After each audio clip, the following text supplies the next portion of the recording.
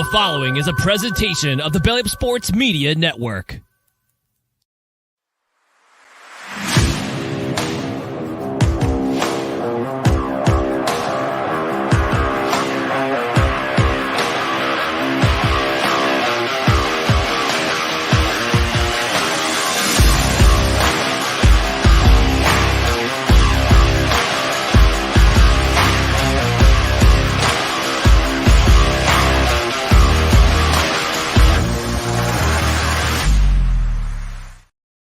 What's going on, everybody? Welcome to episode 223 of the Pesky Report. I'm Brandon, and joining me tonight, we have a newer face that's one of the regulars of the Pesky Report, and that's Mr. Jake T. O'Donnell. You may know him from Twitter and Instagram. He's been quite popular lately in the Twitter sphere, and we're so happy to have him on board. Jake, what's up, my man? Hey, Brandon. Oh man, it's awesome to talk to you tonight and to be on tonight. And I'm so thankful to be sort of, I guess, an official member of the Pesky Report family now. You guys have welcomed me with open arms. I'm so excited to work with you guys going forward. And this is my first official podcast, I guess, as a co-host. So I'm super psyched for everything we have in store going forward. Yeah, he was a guest on the show last month, and now he's been promoted to the rank of co-host. So definitely stoked to have Jake on board. And also joining us tonight from New Jersey area, we have Mr. Not Gaetti, who is coming on here to talk to us about a unique fandom that he has. And do you want to tell us a little bit about that? Sure thing. Hey guys. Hey Brandon, Jake. Thank you for inviting me on. I love talking ball with everybody, including Red Sox fans. So I'm excited to be here. I think we're going to have fun. So the unique fandom that you alluded to is that I love both the Yankees and the Mets. Some folks say it can't be done. Obviously, there's an intense rivalry between the two current New York teams. That pretty much goes the whole way back, AL, NL, and I mean, people are usually come down on one side or the other. But when I was growing up, my family always pulled for all of the New York teams. We like the Giants, we like the Jets, we like the Yanks, we like the Mets. I got my love of baseball really from my parents. They were into the game growing up. They're both originally from New York City. They were at Game 7 of the 1986 World Series to see the Mets win it. And then, I mostly grew up during the Yankee dynasty era where it was great to be on that bandwagon. And, couldn't stop the World Series rings from rolling in for a while there. And I've just pulled for both teams ever since. I think they have such different kind of characters. And the way people conceive of these teams is very different, right? The Yanks are like the big bad evil empire. So detractors and fans alike, I think, look at them as there's recognition. It's the winningest franchise in sports history. They do a lot of great things. The uniform doesn't change, right? It's classic. They don't have to mess with anything. The Yanks are solid. They're always going to be there. And the Mets always have this great underdog vibe. And I really like that. I think it's I get different things out of pulling for both teams, but I love the players. I love I complain about the leadership a lot, but that's how all fans are with their teams.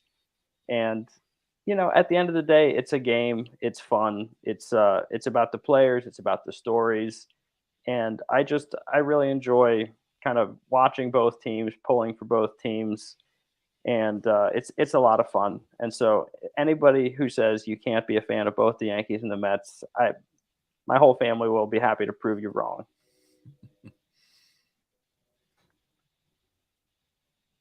I think Brandon might have frozen there. Proved that wrong, yeah. Okay. You froze there for a second, Brandon. Am I back? Yeah, You're sorry. back. Yeah. I think you're back. Yeah, that Florida internet, it's only as good as what you can have. So you said something in there that I thought was kind of funny. Is you talked about growing up during the Yankee dynasty of the '90s and all that stuff, and it dawned on me that modern Patriot fans are kind of spoiled in that same way because we've seen several championships and now we're kind of at a downward point where the team's not performing that great, and a lot of ill feelings are coming out because of it, and it kind of made my skin crawl a little bit to make myself realize that we're very similar to Yankees fans in that way. But Totally. I do want to ask, yes, since we are talking to you and you have experience and follow both New York teams, I do want to ask you because both the Yankees and the Mets had pretty interesting off seasons this year. Of course, the Yankees' big acquisition, or not really acquisition, but big transaction, was the re-signing of Aaron Judge and the naming him captain and all that stuff. So walk us through your feelings on that. And then also I want to know your feelings about the Carlos Correa situation in New York.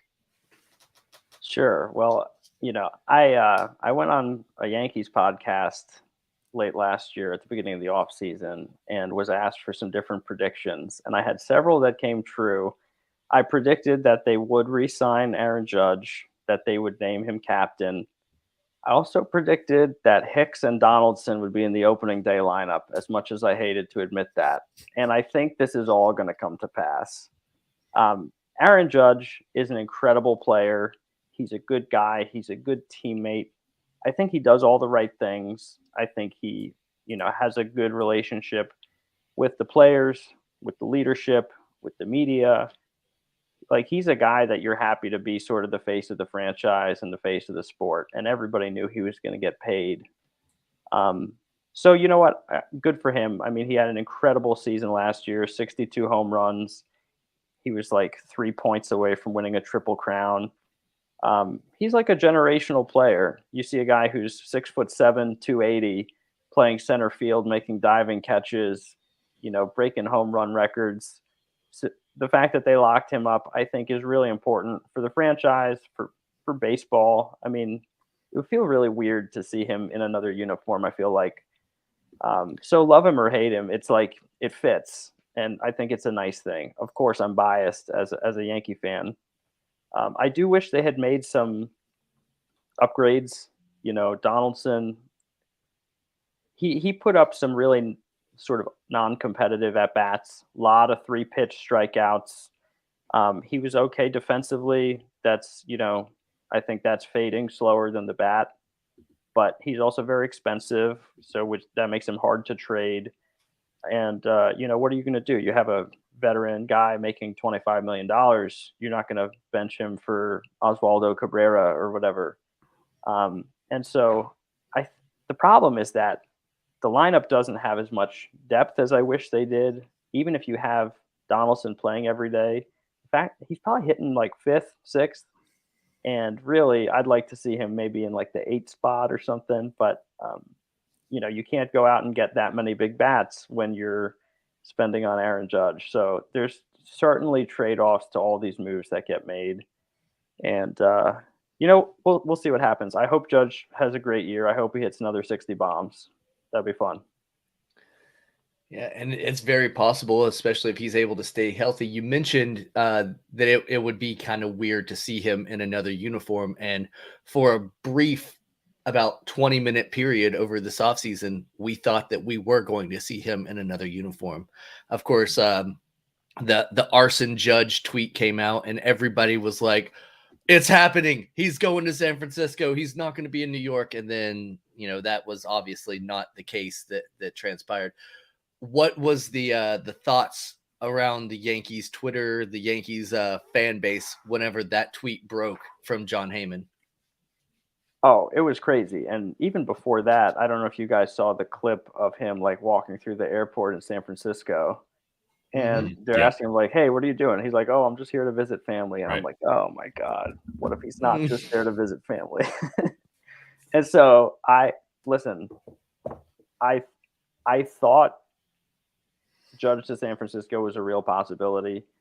And then when it didn't get announced within like a day or two, I was like, there's no way. There's no way. He's absolutely going to be a Yankee. I didn't see him going anywhere else.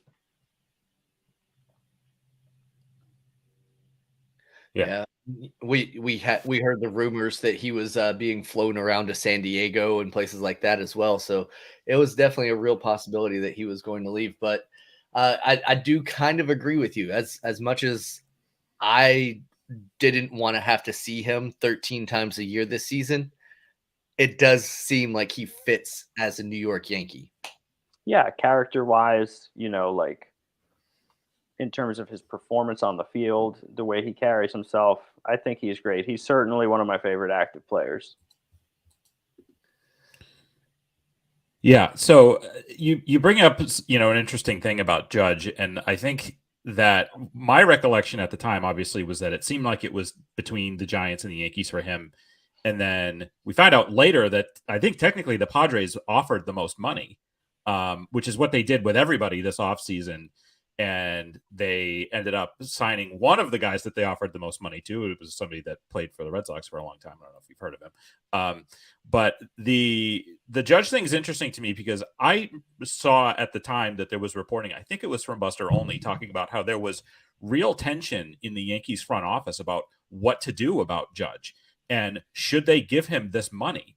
Because you're talking about a contract for a guy that is going to take him into his 40s or right around the age of 40, right? 9 years, he's 30, 31, 32 now. So, and the fact that it's certainly like most of these contracts that get handed out, you're paying the full freight for all those years down the line so that you can get the sort of good years up front.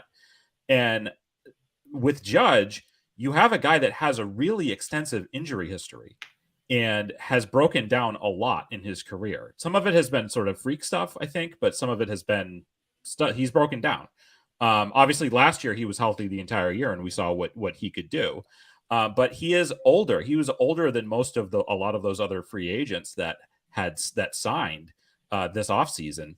And he got the highest amount, pretty much the most money, other than I think Turner got more money, right? No, Judge got more. Judge got the most money. That's right. So you're right. So I think the question I'm coming to with this is, what do you believe that there was like fissure in the Yankees front office about what to do with Judge? I absolutely believe that there was tension over that. I think, teams have seen a lot of long-term expensive deals go the wrong way, right? I mean, Pujols was a legend in St. Louis, maybe the best offensive decade we ever saw. And then he got 10 years, $240 million to go to Anaheim. And, he was good by anybody's, like a regular person's standards. He was productive, but by Pujols standards, he woefully underperformed. No. And, things that I think are reasonable to be wary of are outfielders on the wrong side of 30. Guys that are 6'7", 280. Like, imagine every time he slides into a base, that's a large body colliding with the earth. And, I've heard Jose Canseco talk about how he stole a lot of bases earlier in his career. One of the reasons he stopped doing that is, he was 6'4", 245, and you hit the dirt over and over and over and over. You're going to get hurt. You're going to wear out. And so, there's some aspect of like having to pace yourself, right? In terms of like stolen base attempts, base running, diving catches. At some point, you're going to be 36 years old or whatever, making this kind of money, and that it's going to be in the team's interest to keep your bat in the lineup, and they got to find a way to keep you healthy and keep you from wearing out. But, a lot of times these larger guys don't have super long careers, and, offering 9-year deal to a guy that's 30, 31, always inherently risky. When you look at how few players really are productive at 38, 39 years old, right? You can count on one finger on one hand, the guys that will have like a useful, productive season, right? And be an asset to their team at that age. So Totally. I'm not surprised that there was some tension in the front office. I think, it would have been equally smart to do a shorter deal with a higher annual average salary. And but decisions had to be made. I think if you wanted to retain the player, he required the ninth year. Yeah, and I think that what happened, my sense of that is, again, there was a market. The reason why the Yankees had to go to that level, which I think was a level that probably the front office ultimately probably wasn't comfortable with, was because there was a market of at least two other teams in his home state that were willing to go that high and that far. And you have to react to the market. One of the issues that's happened with the Red Sox and some of the perception about them, there is truth to it too, which is that the Red Sox a lot of the time are not comfortable with going to the crazy lengths that it often takes to sign free agents, including guys that are their own players. That's exactly what happened with Bogarts. And they backed away and never got anywhere close to what he ended up getting from the Padres. I think that the Yankees made the calculated decision as a franchise that they couldn't afford to let him go. But on the Judge point, I wanted to ask about the reliance on his production in the lineup, because of the fact that he's obviously coming off a historic season. And I think that Judge last season had like a top 5 all-time offensive performance. If you factor everything in, the pitches that he has to face, the guys throwing 100 miles an hour with movement, guys coming in late in the games, like Babe Ruth and Roger Maris never had to face guys like that. Even Barry Bonds never had to face guys like that. What Aaron Judge did last year was superhuman. And as a Red Sox fan, I think Aaron Judge is a tremendous human being, and somebody that I kind of hate that I like somebody so much who's on the Yankees. But what I want to ask you is about the reliance on him. And you alluded to this with the issues with Josh Donaldson being in the lineup and being a drag on the lineup, and Aaron Hicks being in the lineup and possibly being a drag on the lineup. And I don't really realistically think that Isaiah Kiner-Falefa is going to play as much this year, especially because of the other options at shortstop. But do you think that Aaron Judge could revert to the mean a little bit and the Yankees lineup would still be fine? Or are they going to be relying on him to have this 60-ish homer season again for the lineup to be successful this year? That's a great question. And I think that because they sacrificed making some other big splashes to re-sign him for mega dollars instead, we're really going to need him to produce kind of like he did last year, because the biggest move of the offseason was to keep the team the same as it was, not to get better. And add Rodon, right? That was it. Yeah, right. Yeah. Offensively, there's no new big bats. Meanwhile, Houston got better, right? They got Jose Abreu, one of the all-time consistent run producers. And, Houston was already good. They got better. And so, Donaldson has no business being a 5-hole hitter in his age 37 season after he hit 220 or whatever last year. But it looks like that's what's going to happen. I think DJ LeMahieu is a big question mark. I mean, he's playing regularly in spring training now. I love him. He's a 2-time batting champion. He won a batting title in each league. He plays 3 infield positions, all pretty well. I love those versatile guys that, bring 3 gloves to the park and they're just ready to be in the lineup and have a good at bat. He hits the ball the other way. He uses the whole field. I think he's a great hitter. He's got a great eye, but he had foot issues, and those, like we saw with Pujols in Anaheim, right? You're on your feet all the time in this game. So if that goes wrong again, you wind up being out of the lineup. So I really don't know. I think you need a full healthy year from DJ LeMahieu, and he's not batting title DJ LeMahieu anymore, but I think he's a good hitter. He puts up good at bats. If he does play almost every day, I think his time will still be split between a bunch of positions. I don't see him getting an everyday starting job at one specific spot. But they got some like young kids that are really good. I'm a huge fan of Oswaldo Cabrera. Talk about versatility. He hadn't played the outfield hardly at all in the minor leagues, and then they stuck him in right field as soon as he was promoted. And within 2 weeks, he was like third in the AL in defensive runs saved among outfielders at a position he'd never played before. And he played some first, some second, some shortstop, some third, some left. He's Talk one of about these. bringing gloves to the park. Yeah, exactly. I would like to see him get regular at bats. I think he's probably one of the guys whose playing time will get compromised the most by everyday Donaldson. And so, we'll have to see what happens. It's just if Judge doesn't hit, you're really going to need a lot of other people to improve. Like you're going to need a more consistent Stanton, better at bats from Stanton. Like we all know, Stanton had an MVP year, right? He had 59 home runs his last year with the Marlins. And, he's had productive years with the Yankees, but he hasn't approached that level. And Rizzo is a good player. They re-signed Rizzo. I think, he and Judge are close. They enjoy being teammates. I think keeping one helped them keep the other. But he's a guy. He's had a good eye. He has power. He's a great defensive first baseman. I think first baseman should study Anthony Rizzo. He's quite good at there. And you're just going to need other people to pick up the slack if Judge doesn't have a 60 homer year, because God knows there was 2 months over the summer that the team was slumping and Judge just put the team on his shoulders and had the year that he had. But you certainly can't count on that.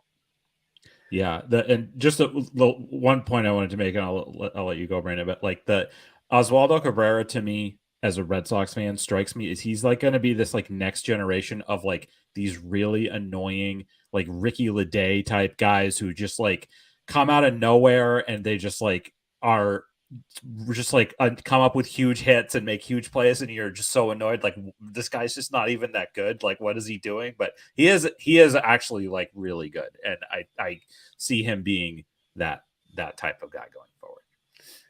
And he probably will end up with the pedigree of being a Red Sox killer. We as Red Sox fans, we pride ourselves on those guys in our lineup that's like, yep, he always hits the Yankees. Rafael Devers is a prime example of that, especially when it comes to Garrett Cole. But there's another young player that's on the Yankees, the top prospect for the New York Yankees, and I'm pretty sure Yankees Twitter has already lobbied to have his number retired, and that's Anthony Volpe. What do you think about this kid coming up? So I actually live 8 minutes from AA Somerset, and I got to see Volpe play over the summer up close. The game I went to, I think he struck out 3 times, but I mean, it looks like an athlete. I mean, he does a lot of things right. I think he's got a very bright future. I remember going to the ballpark and they had the players like season stats posted, and he was in the lead in like home runs and stolen bases by far. He had like twice as many as the next guy on both lists. And anytime you have a guy who can hit for power and who can swipe bags, that's dangerous. I don't think we get to see that much these days with the stolen base kind of being out of vogue. As analytics has crept more and more into the decision making, stolen bases essentially get viewed at as like a low percentage play, where they tell guys, you're not going to run except for the guys who have like an 85% success rate. Otherwise, you're making it less likely for the team to score runs. So only a handful of guys are even going to get the green light to go. So, it just, I kind of miss small ball and stolen bases and things like that, but we know that the guy has the tools. And so if, with the bigger bases, the pickoff limits, the shift band, all these different things coming in, maybe you'll see stolen bases come back into style. So that's something I'm interested to see, starting with this season. Enough rules are a little bit different and favor offense and favor stolen base attempts, that we might see a more fun brand of baseball. I can't say I agree with all the rule changes. I think, you've seen some of these pitch clock catastrophes with called strike threes and, you know, game. So can I push back on that for a second? So Brandon knows this. I just this morning I got off a plane coming back from Arizona. I was out there on vacation for the last week, and I went to 6 games while I was out there. 3 of them were Cactus League games. The other 3 were games that were WBC related, and they didn't have the pitch clock. I would say that I saw an average of 1 pitch clock violation per game of the 3 Cactus League games that I was out there. I think that these guys are, they're professionals. This is their job. Their job has new rules. And I think that they have adapted more quickly to the new rules than I would have even expected. Now, it's going to be interesting to see when these guys come back, some of the top guys come back from the World Baseball Classic, and see if it maybe takes them a little bit more to kind of ingratiate themselves back into the new rules again. After they had it for like a week or a week and a half, and then they lost it, and now they have to go back again. But I think that it was seamless while I was out there. Like the pitch clock, and it sounds like you, Nakayeda, you go to a lot of minor league games too, I assume. And I feel like these guys they're gonna figure it out. I think like where things get tricky, I think some guys might have issues with some of the disengagement rules, which is like less related to the pitch clock and more just about like, how many times can I step, what counts as a step off the mound? No, I wasn't stepping off, or like or what's a balk or what's not. That's the stuff that's a little confusing to me. But as far as like the pitcher's has this set amount of time, the hitter has this amount of time, the catcher has to be in the box at this time, I think these guys have already kind of figured that out. But it's all ultimately like learning curve kind of stuff, and I expect the adjustment to be pretty quick. I'm interested to see what kind of impact the pitch clock has on things like pitcher health and like pitch counts and innings that guys go. It's like maybe you don't see as many guys throwing max effort when you have to throw a pitch every 20 seconds. And maybe that improves elbow health. Maybe that improves innings pitched over the course of the full season. I always like guys that throw a lot of innings that make, their 33 starts a year, the workhorse types.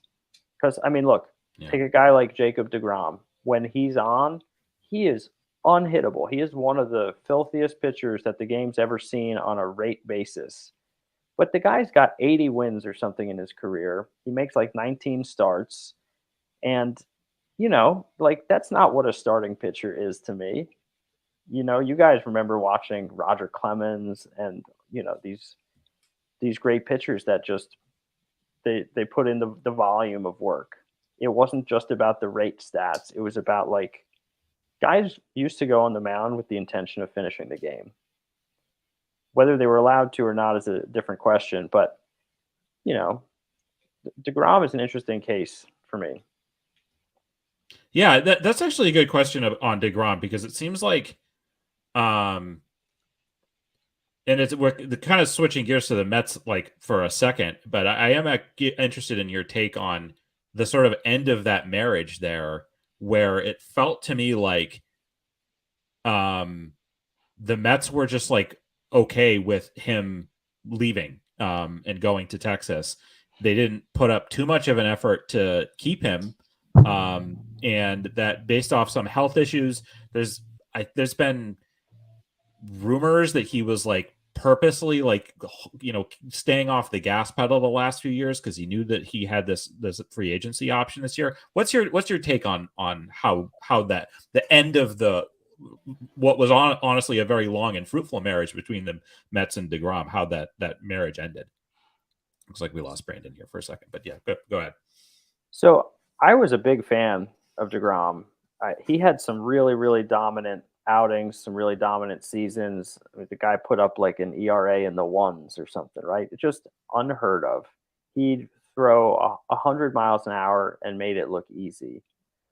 But in terms of like the way things ended, obviously we know he has a pretty extensive injury history, and the team made a calculated risk of like based on the dollars that it was going to take to keep him, what are the chances we get the volume of performance? And I honestly I'm on the team's side there. I don't think there's any way, like you might throw more innings for the Rangers this year than DeGrom. You might. I Yeah. don't know. He's I just haven't never pitched since 8th grade, so we'll see. I don't know, but right. Well, we're going to keep you on a pitch count, No, so don't thanks. worry about it. You'll get there. But by the end, I don't think he wanted to be here, and I think there was widespread recognition among ownership and ultimately among fans too that he was not going to be worth the money that he was commanding. Now, look, maybe he'll prove us wrong. Maybe he'll go out and throw 200 innings with a 1.5 ERA, and I'll have been wrong. But he also might go out there and throw 67 innings with a 3.8 ERA, and he's going to make $38 million or whatever. So the other thing that kind of put a bad taste in my mouth was his press conference with Texas, and they were like, "So what made you want to come here?" He's like, "Well, this team really wants to win the World Series." And let me tell you something about New York baseball. We want to win the World Series every year. Both teams want to win the World Series.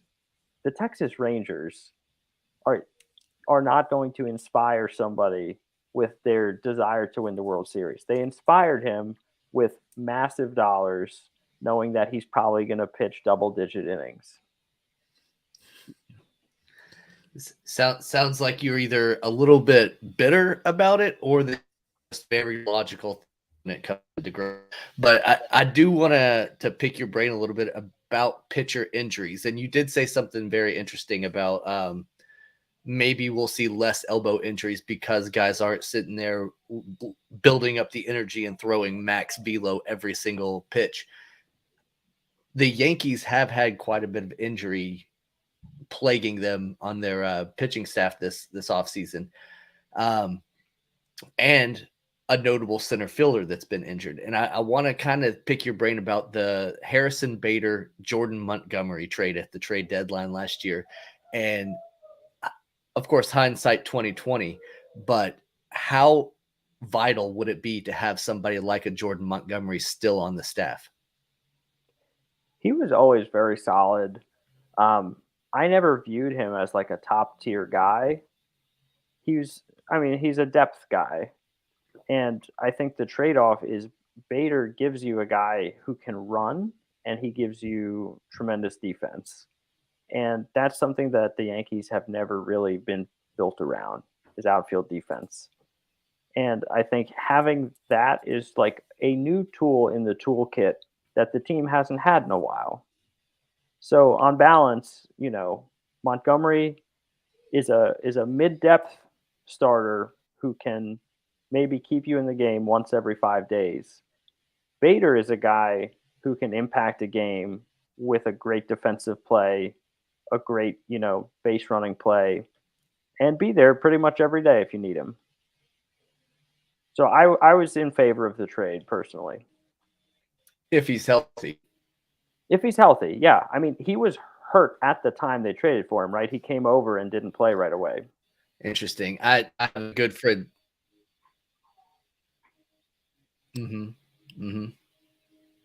I have a good friend that's a Cardinals fan, and whenever they traded Harrison Bader away, he was at first a little bit distraught. He wasn't happy with giving up Harrison Bader, but after seeing the end of 2022 where he was hurt the majority of the time and Montgomery came in and was very good for the Cardinals, he started thinking more along the lines of like, okay, maybe we fleeced the Yankees on this one. Interesting to see that you kind of see as a positive that he offered defensive stability. Yeah, I mean, obviously he was hurt, and it's always hard to judge whether a trade worked out or not when one of the parties is injured. So I think we'll see what happens this season. I think we're going to need both guys to perform and look at what they do going forward to see whether it was worth it. Yeah, and so maybe you can help me out with this because I'm a little bit like confused. Like I want you to give me, if everyone's healthy, who is playing like where at like various positions, like for the Yankees, like a starting lineup. Like basically, you know that like Trevino's the catcher, right? And Rizzo is first base. But like to me, and Donaldson's third base. I know for you, you wouldn't have him be your ideal everyday third baseman, but realistically, that's what's going to happen. What's not clear to me is that there are, and Bader's hurt right now. There was some talk about Judge moving to left field, right? And now I don't know if maybe you could just clear this up for me, like, because it just seems to me you have all these different guys. You still have Glaber there. You have LeMahieu. You have Volpe. You have Connor Falefa. And then you also have Hicks and Bader and Stan. How do you see it? Like, what's your ideal positional lineup for this team, and are guys gonna potentially be mad about not getting enough playing time with the current mix right now? It's insanity to think about, and I don't know if I have a great answer. We saw Judge play a lot of center field last year, and he was good. He was serviceable. He's a great right fielder. I love seeing him play a one hopper off the wall and just throw a strike to second base and get somebody. I think he's hitting like 97 on the gun from right field. I think he's more likely to get hurt if he plays a lot of center field regularly going forward, which obviously we don't want. I did see he was in the lineup last week playing left field for the first time in his life, or in his pro career anyway. During the offseason, I was convinced that the right move was to make LeMahieu the everyday third baseman. And I think, he's got great hands. I would like to see him in the lineup all the time. But then I don't know what you do with Josh Donaldson. So like you said, he's probably stuck there, which displaces LeMahieu. Should he be an everyday second baseman? He probably doesn't have the range or the speed of some of the other options that they have up the middle. And, it's a tough question. And you have IKF, you have the young guys, right? The young guys are all natural shortstops. Volpe, Peraza, Cabrera are all natural primary shortstops. And that's one of the difficult things. Somebody's got to move. You can't have four guys playing shortstop. And so, and things would be different if they had gone out this offseason and landed a real left fielder. I really kind of thought maybe like a Christian Yelich reclamation project would play well at Yankee Stadium. He's a solid left fielder and he bats left-handed. So the short porch there and everything, you might have seen like a resurgent Yelich. And then you'd be like, okay, that's our guy that we're going to roll with in left field every day, which is not a feeling that Aaron Hicks inspires in me. You know what I mean? Yeah. Not with the glove, not with the bat. And he's another guy I think is probably impossible to trade. So, I'm beside myself. I don't know if I can even give you an ideal starting lineup. It's just a disaster. Well, it's funny because like sometimes when you have too many guys, you think it's a good problem to have, and guys get hurt, and think that's how things end up sort of working out. It seems to me like the inability of the Yankees to offload one or both of the Hicks or Donaldson contracts is kind of why this situation exists. And I don't blame Brian Cashman because those guys have negative value contracts at this point. So in order to trade those guys, you're going to have to pay the salary anyway, or you're going to have to attach probably a pretty good player to move those guys out. And there weren't a lot of those kinds of trades happening this offseason anyway. So I noticed that there didn't seem to be the thrust of a lot of trades. I sort of expected that with the glut of good middle infielders, you might have seen Glaber or one of the other guys get shipped off somewhere, because middle infield coverage is not going to be an issue. Got like 4 or 5 guys that can play middle infield. Yeah. So I don't know. I wanted to, and I think Brandon was kind of getting into the starting rotation questions, which I think are in my view are pretty significant for this Yankees team. I think that obviously the thing that the Yankees have that's huge is you have your ace. You have the guy that you're going to hand the ball to every fifth day, who is durable and is going to take the ball, and that takes pressure off the rest of the pitching staff. And as Red Sox fans, we know what that's like from when Chris Sale was great, and when Pedro was here, and when Kurt Schilling was here, and back in the Clemens days, and how that lengthens the rotation in general.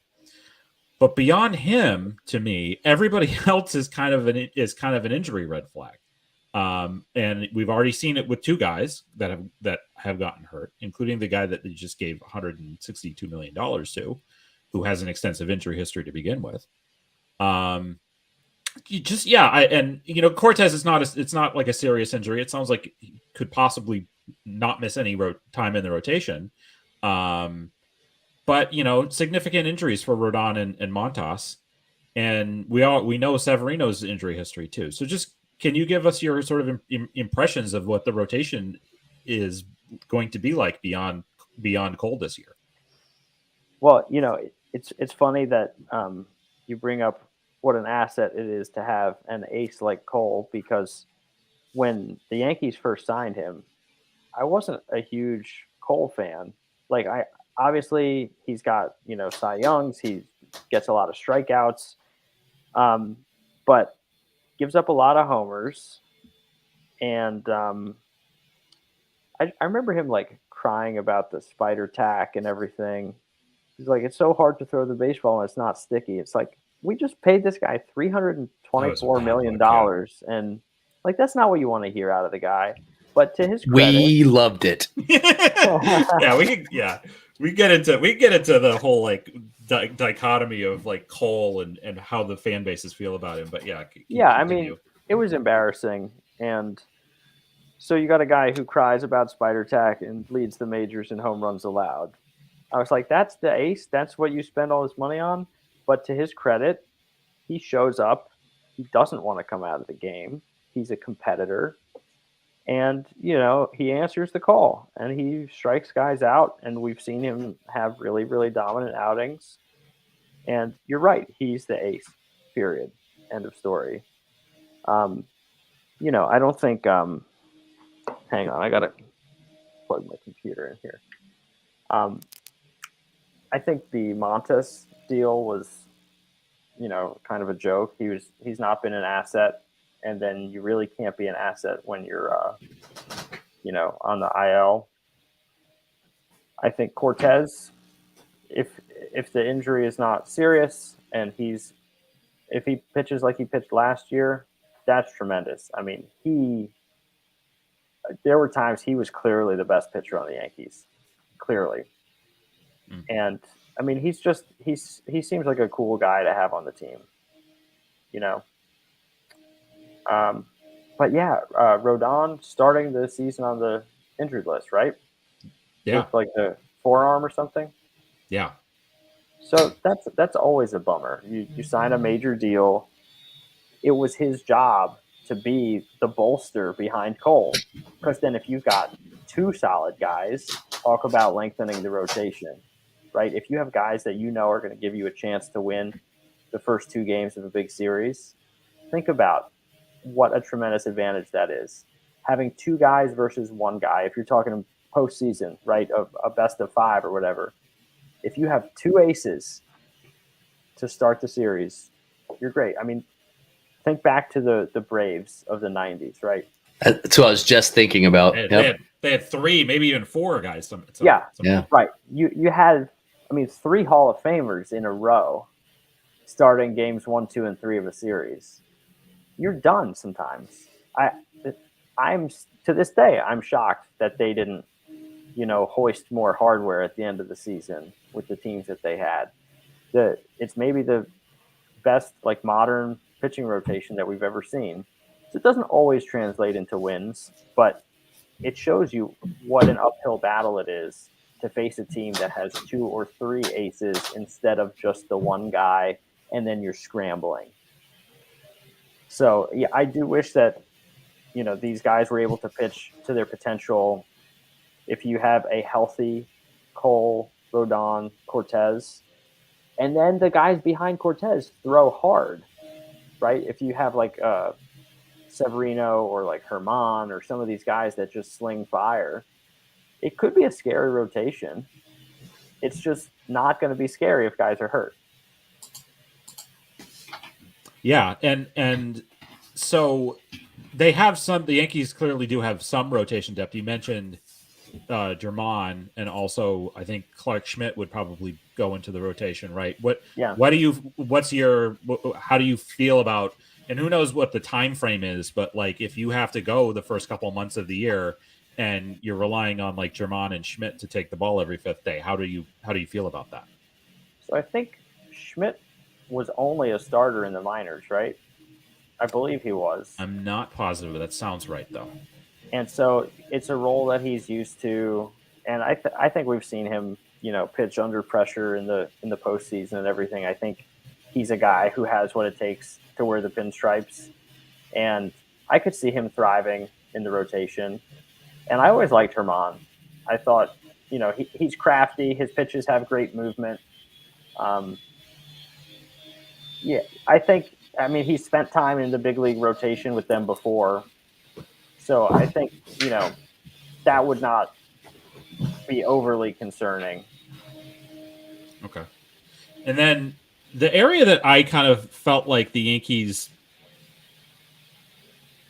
probably should have, if I'm grading their offseason, where I think that they probably should have tried to do more, and you can tell me if I'm wrong on this or you disagree with me, is that I think that the Yankees bullpen is a little bit suspect. And I think that there's been a lot of flux. Obviously, what happened last season, the postseason, the injuries, like it finally caught up to them, right? I mean, it just they lost. They won that series, but they lost that game in Cleveland because they ran out of guys basically. And I just think, but other than Tommy Kahnle, who I believe is hurt right now, right? Somebody I thought else got hurt out there in the bullpen. Other than Kahnle, there were no other significant bullpen moves. You guys, the Yankees, kind of just gave up on Lucas Luetge, which I thought was a really, really interesting, really strange move from my standpoint. How do you again get that question? How do you feel about the Yankees bullpen right now? I actually really liked Lucas Luetge too. I thought it was weird. You look at that guy and you go, "That's a baseball player." That fella's a baseball player. And then, of course, some addition by subtraction with Chapman leaving. Man, I can't tell you how much he offended me throughout the season with the whole, like, the tattoo injury and then in the postseason just not showing up and, like, staying at home in Miami while his team's in the playoffs. That's not a team guy, right? He's somebody that was getting paid $18-19 million a year to throw the baseball in the seventh inning, right? He wasn't closer dominant Chapman anymore.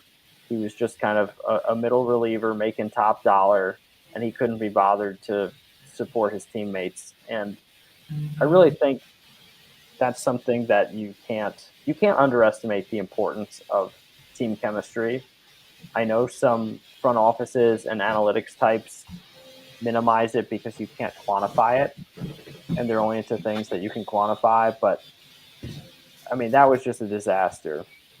And Zach Britton, his injury history is really just, it's unfortunate because I remember when he was a super dominant closer for Baltimore, and just seeing a guy, southpaw, filthy movement. He was dominant, and now it's like these guys go become shells of their former selves. Honestly,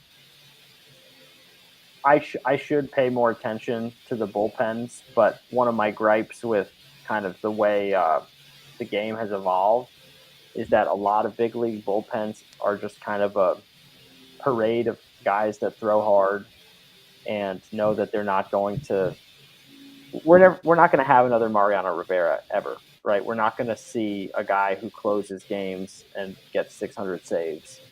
It's very much like relievers are treated so fungibly now. They're replaceable, right? That you put the guy in a high leverage situation. You tell him to throw with 100% effort until you have to replace his elbow ligament, and then you're on to the next guy. And so as the like bullpen culture just goes toward, okay, we're going to have 7 guys that all throw 98 plus. I think we're going to see very like homogenized bullpens. The Yankees just don't have enough of those guys.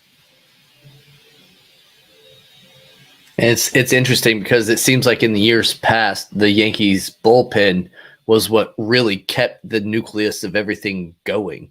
I remember the past couple seasons, it's like, okay, the Yankees have a lead in the 6th. They're probably winning this game. And now it does seem to, once you get to that inning, what are you going to do? I guess Clay Holmes is going to be the closer this year, right? Clay Holmes is good. That's who's slotted in. Oh yeah. Yeah. That he's slotted in to be the closer. I think so. And then, but before you get to that 9th inning, it's like there are some question marks up and down. And Jake mentioned there are some injuries in the bullpen as well, so that could hurt the team long term. And remember, it's a lot different when you have starters going 7 or 8 innings. Yeah, and all, if they're how going many 4 or 5, then you've got to bridge that gap somehow. That's the thing. How many games do we watch? It was Boomer Wells for 8 innings, Mariano for the 9th. Yep. And the Yankees win. Right now, you got guys. Cole, the $36 million a year ace, has games he's like 4 2/3. Right. Oh, don't I know? I had him on fantasy. Yeah. So it's just pitching usage, both starters and bullpens, has transformed the way front offices have to think about constructing their pitching staffs. It used to be that like the number 4 and 5 starters would still go 5-6 innings. Now you got openers and bullpen games, and to me, those are just a lot of opportunities to lose. Yeah, I think so. So the discussion about like pitching usage, we could do a series of podcasts about it. I think that the issue, it goes for guys that are coming up in the game right now. It's an issue that starts in like Little League. It starts like from the it's a systemic issue in terms of how much pitchers are used, how guys are specialized, how if they have a talent for pitching, it's all they're going to do all year, and they're just going to throw all year. And so these kids, I think, get drafted out of high school, especially if they go to college. My God, these kids in college are throwing once a week, and these coaches in the SEC and the ACC are abusing these kids and throwing them 150 pitches every time out. Well, they get a week off; they're going to be fine. Well, that's not how the human body works. So there's a systemic issue around pitching that is causing the issues that we see in the big leagues today, where a starting pitcher is almost never going more than 6 innings, and you have basically one guy in all of MLB in Sandy Alcantara who I think has that attitude of I'm going to go 9 innings every time I get the ball. We have one guy. When we were growing up, and I don't mean to sound like the old guy on the couch, but it's like it used to be that there was every team had a guy like that. And now there's one guy in all of MLB, and it is too bad. Back in my day, Kurt Schilling threw 15 complete games a year by himself. Yeah. And you mentioned Sandy Alcantara. He's awesome. I think, everybody should like that guy. He threw more complete games by himself than any other team in MLB did.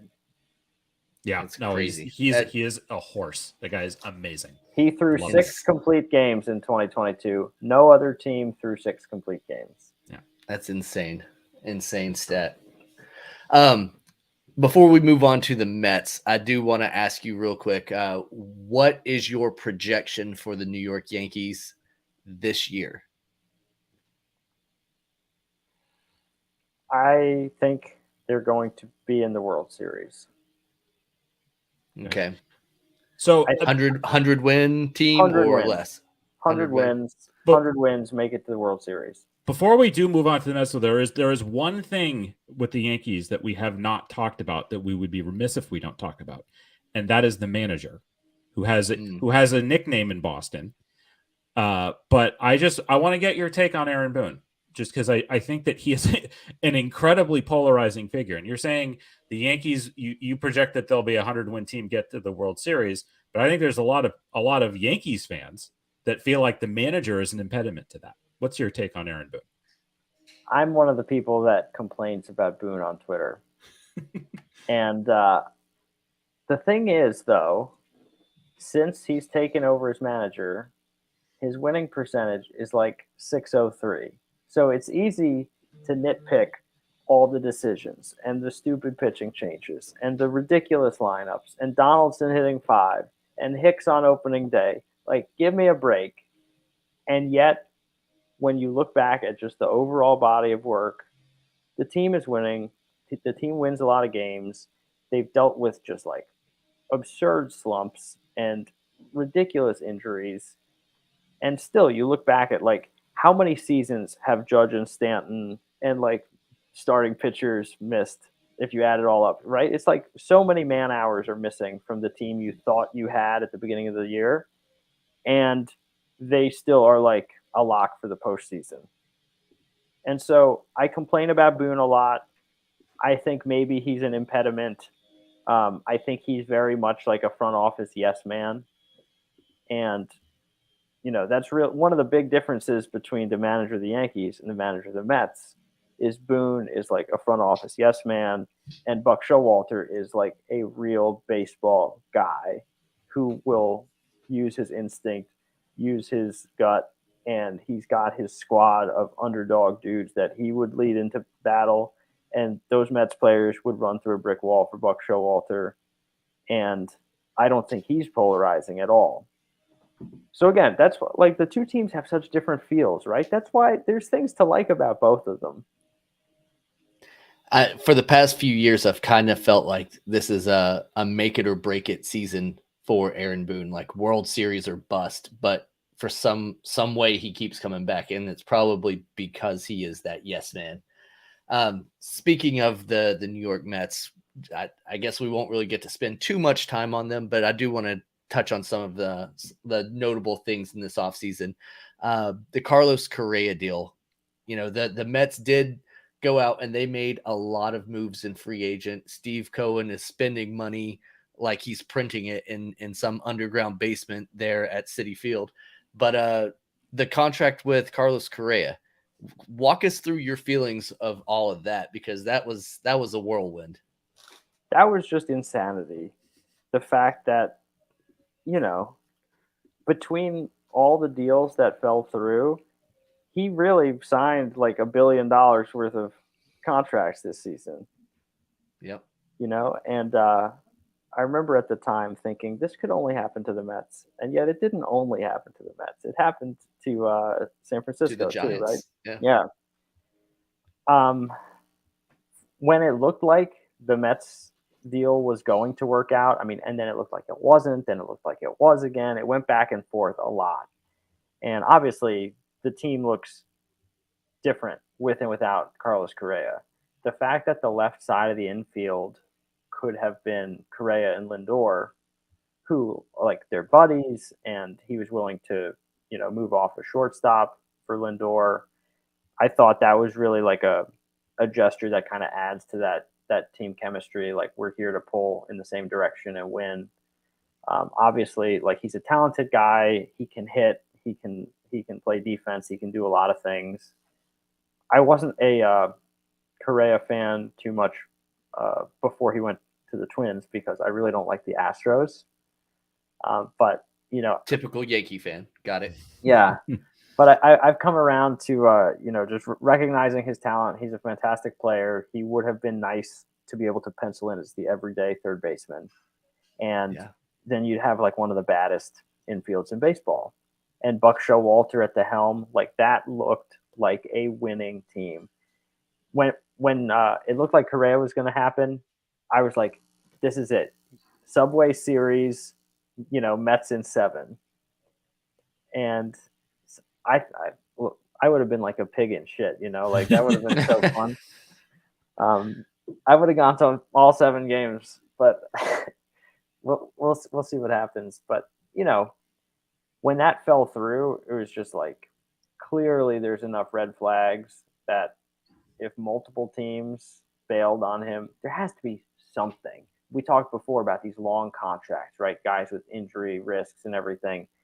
For multiple teams to say, we can't do this guy for 7 years or whatever, I feel like you have to sort of just rest assured, like maybe there's risk that he's going to break down and it's not worth sinking 300 and some million dollars into. Yeah. So instead, the New York Mets decided to sink $300 million scattered all around because Brandon Nimmo got 8 years, $162 million. Edwin Diaz got 5 years, $102 million. Some guy named Justin Verlander, who's a former Cy Young and MVP, got $86 million for a couple of years. So you definitely have some interesting characters. And then you also signed Senga, which is somebody that a lot of Red Sox fans were very hopeful that we would end up with. And I do want to know, like, what are your thoughts about Kodai Senga, the 5-year, $75 million contract? A lot of people saying that it might be a little bit much for a guy that hasn't proven himself in Major League Baseball, but he is a guy that has quality numbers coming from Japan.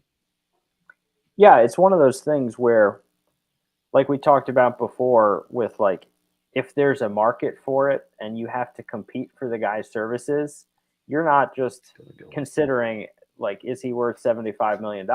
It's, if we don't spend the $75 million, what if somebody else in our division does? And what if he's good? And that's always the risk. Like some guys who come over from, other leagues thrive and are great. And then others are kind of disappointing or underperform. You just never know. There's some aspect of it's a gamble. I don't think any other professional league in the world has anything approaching the quality of Major League pitching in terms of like the velocity and the movement. And it's just, other things might be the same. You're going to have guys who can hit everywhere. You're going to have guys who can field everywhere. But the pitching is probably the single biggest difference between MLB and other top pro baseball leagues. So, you just got to see how he adjusts. But I think it's more of like a market move. It isn't, did we overpay? It's, somebody would have paid it. And, do you want to play with him or against him? And it remains to be seen. Yeah, and the Mets play against Dave Dombrowski in the same division, and he's not afraid to dish out contracts either. So, Right. What is your prediction for the Mets? You said that if they sign Carlos Correa, it would be a Subway Series World Series.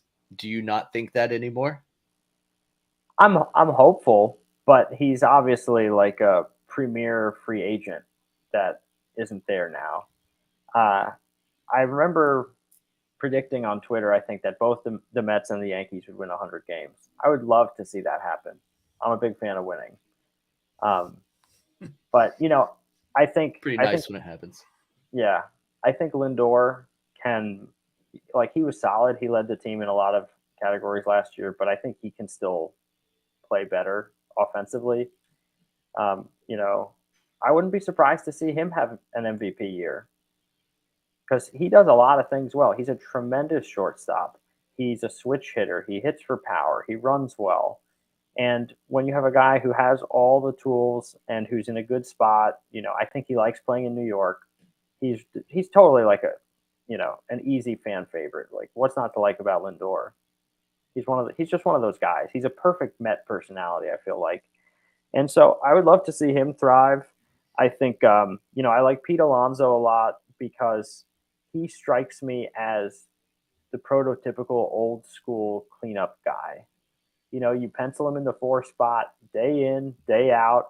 Maybe he'll hit 260, 270, but he'll drive in 130 runs because you got Nimmo and Lindor and these high OBP guys hitting in front of him.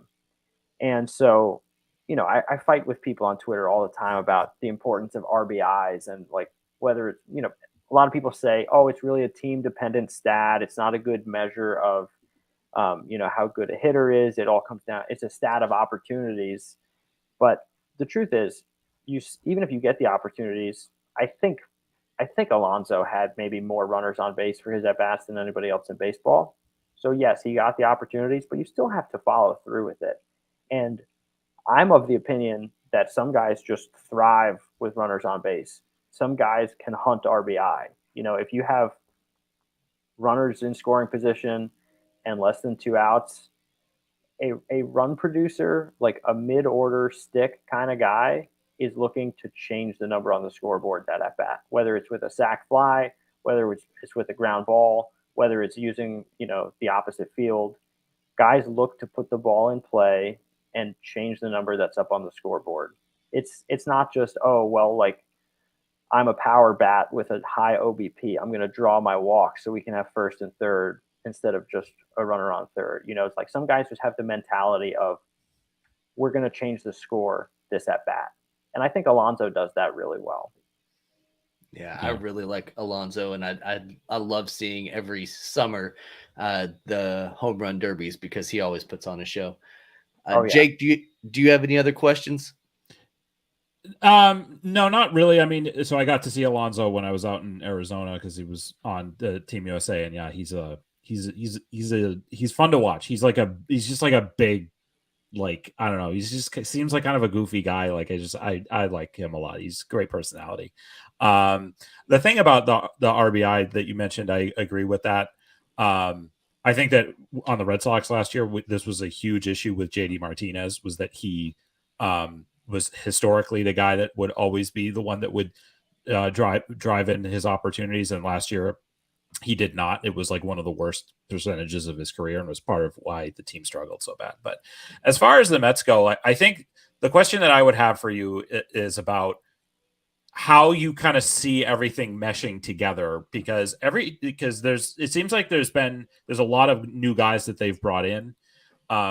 There have been guys that have been there for a while between Jeff McNeil and Alonso and Brandon Nimmo, who obviously they brought back. I think when you look at a team like the Braves, it's that same group that's been together for so long. And the Phillies, it's similar. They had a great experience last year where all of those guys came together and they were sort of the underdogs and they went all the way to the World Series. And the big addition that they made was they added Trey Turner, who is like best friends with Bryce Harper. So it feels like he's going to mesh in there pretty well. And again, it goes back to that thing. It's hard to quantify. How do you feel about, like, do you think that Buck Showalter, like everybody, he's going to kind of get everybody in line going in the right direction? Or is there a level of possible concern about how do you integrate and mesh all of these new guys in together, and how is it going to work as for a 162 game season and then hopefully a long playoff run after? Well, first of all, I think the NL East is just a ridiculous division, and I have so much respect for some of those other teams and some of those other managers.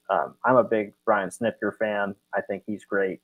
I think the Braves have a lot of talent. I think, obviously the Phillies we saw in the postseason, just they were tremendous. They do things a little differently with a guy like Schwarber hitting leadoff, but they've got Bryce Harper, they've got Trey Turner now, just these core guys, right? And I think the thing about the Mets is that you have really good anchors, really good core folks, right? Assuming that, I know eventually, like, Father Time is undefeated, but Verlander and Scherzer back to back, if those guys are healthy and play like Verlander and Scherzer of old, or even close to it, that's a hell of a 1-2 for the pitching. And they're also just like, they're such veteran guys. They bring a lot of leadership. They bring a lot of character. People look up to that. They look up to those guys and say, like, that's the way baseball is supposed to be played. And then, in the lineup, I think Nimmo got a lot of money. It was like, I was kind of surprised, and yet he's got value. He's got a great OBP. He's a very good defensive center fielder. I just like the way he plays the game. I'm a big Jeff McNeil fan. He won the batting title. He's got great bat handling skills. Oh, He yeah. can put the bat on anything. Doesn't strike out that much, and he's scrappy. He's an old school kind of player. He's high average, lower power, high contact, low strikeout, and then Alonso complements that, right? He's the high power, high whiff run producer. It reminds me of a lineup from decades ago. Those guys would play in any era. They're not manufactured to this 3 true outcomes kind of game. Or Mike Trout hits 40 home runs, drives in 80. Mike Trout last year had the fewest RBI ever in a 40 home run season in MLB history. And I think a lot of this has to do with Buck Showalter constructing lineups by playing to the team's strengths. He knows who his guys are that are going to get on base. He knows his guys that can hit for power, and he knows his guys that can, just put the ball in play. And he's not afraid. He's been around a long time. He's a very experienced manager. If he's going to put on a hit and run, if he's going to do something different or unorthodox, it's because it's informed by his tremendous experience in the game.